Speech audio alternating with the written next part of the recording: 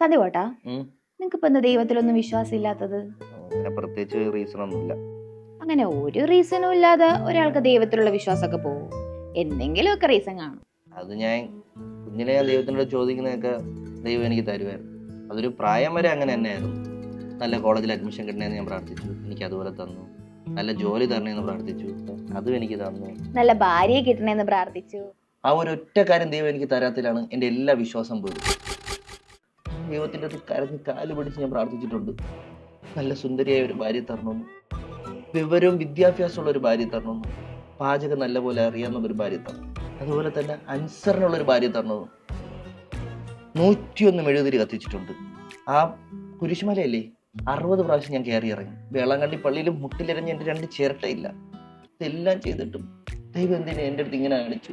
ഇത്രയും കാലം ദൈവം എനിക്ക് നല്ലത് ചെയ്തിട്ട് ഈ ഒരു കാര്യത്തിൽ മാത്രം ദൈവം കല ഉടച്ചില്ലേ? എനിക്ക് പലപ്പോഴും തോന്നിയിട്ടുള്ളത് ദൈവം എനിക്ക് തന്നിട്ടുള്ള ശിക്ഷയാണ് തന്നു. That's why I am atheist. തമ്പയോട് നന്ദി പറ. നല്ല ഭാര്യനെ തന്നതിന് നന്ദി പറ. തമ്പായി, നല്ല ഭാര്യ തന്നതിന് നന്ദി. ഈ ജന്മവും ഇനിയുള്ള ജന്മവും ഇവള് തന്നെ എൻ്റെ ഭാര്യയായിട്ട് വരണമേ. ഇന്ന് എൻ്റെ മരണത്തിൽ നിന്ന് എന്നെ രക്ഷിച്ച കർത്താവിന് നന്ദി.